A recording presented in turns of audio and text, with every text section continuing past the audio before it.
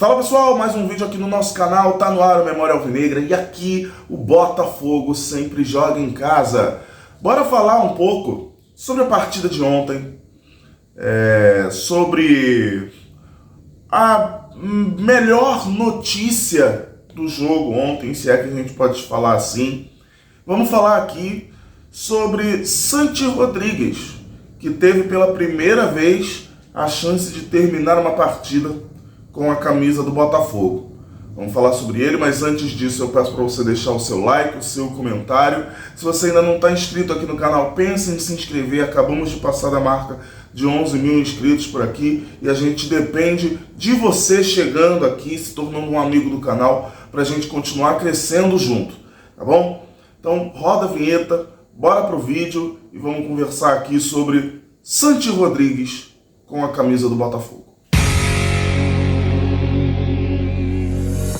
Esse vídeo é em parceria com a Instant Game, especializada em jogos de videogame. Se você gosta, você pode entrar na Instant Game e encontrar os melhores jogos do mercado, com os melhores preços e os melhores descontos. Além disso, você também tem acesso a serviço 24 horas com a Instant Game. Vai lá, tenho certeza que você vai gostar de muitos dos jogos que tem lá, seu filho vai gostar, você mesmo vai gostar, seu sobrinho, seu neto, todo mundo vai gostar de conhecer a Instant Game. Link na descrição, espero que vocês cliquem lá e conheçam o que a Instant Game tem a oferecer para vocês. Vamos falar aqui do Santi Rodrigues. Santi Rodrigues foi vítima de um erro ontem. Na minha opinião, o Renato Paiva acabou escalando o jogador de forma errada, na posição errada. Quando você coloca o Santi Rodrigues jogando pela ponta, você tira o que o Santi Rodrigues tem de melhor, que é a organização de jogada. Se ele fica mais centralizado, ele consegue pensar melhor onde fazer a jogada, se ele aprofunda mais a bola ou se ele abre para os lados, procurando as melhores opções. O Santi Rodrigues é um jogador que pensa o jogo. Seria muito interessante você já começar o jogo com o Santi Rodrigues jogando pelo meio. Mas o Renato Paiva resolveu colocá-lo pela ponta e dessa vez colocou o Santi Rodrigues pela ponta não achando que o Patrick de Paula fosse um meia centralizado. Pelo contrário, finalmente o Renato Paiva deu a prova que a gente precisava daquilo que ele falou e eu trouxe aqui no canal há um tempo atrás. Ele finalmente entendeu que o Patrick de Paula não pode ser esse jogador para armar a jogada. O Patrick de Paula tem que jogar na posição dele, de frente, e mesmo assim, é só um parêntese breve, mas é o único que eu vou fazer, mesmo assim, o Patrick de Paula ainda não se ajuda. O Patrick de Paula parece que não quer jogar futebol, sei lá. Ele puxa os seus companheiros para baixo. Parêntese feito, chega. Não vou mais falar de Patrick de Paula aqui porque o vídeo é sobre o Santi Rodrigues. O Santi Rodrigues, depois de um certo período do jogo, ele dá uma sumida. Mas ele volta a aparecer quando finalmente o Renato Paiva tira o Cauã Lindas e coloca o Santi Rodrigues jogando centralizado. E ali sim eu acho que ele começa a concatenar a jogada, ele começa a ser o Santi Rodrigues que a gente espera que ele possa ser. Um Santi Rodrigues que jogue para frente, que pense também na finalização e que tem, com os companheiros se aproximando dele, uma chance de tabelar. E quando você tem um jogador como o Santi Rodrigues, que vamos falar a verdade aqui, não é craque, mas pode entregar muita coisa, mas quando você tem um jogador como o Santi Rodrigues, que gosta de jogar com essa interação com os jogadores, fica mais fácil você buscar uma tabela, fica mais fácil você buscar um lance de perigo. Tanto que o lance capital do jogo, deixem no comentário de vocês aqui embaixo, o lance capital do jogo foi do Santi Rodrigues, o pênalti que, na minha opinião, era para ter sido marcado, mas que eu não vou criticar o árbitro por não ter marcado, porque tem um puxa-puxa de ambos os lados. Eu acho que a ação mais assintosa é do defensor do capital, tá? Mas ele resolveu não dar nada.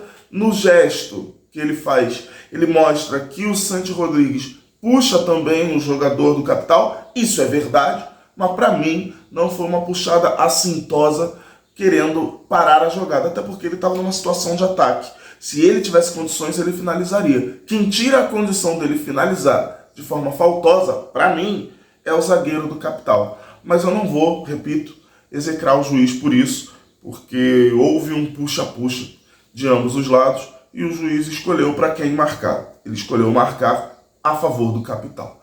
Mas o Santi Rodrigues, ele acabou sendo, numa noite trágica, numa noite para esquecer, ele acabou sendo a boa notícia para esse time do Botafogo.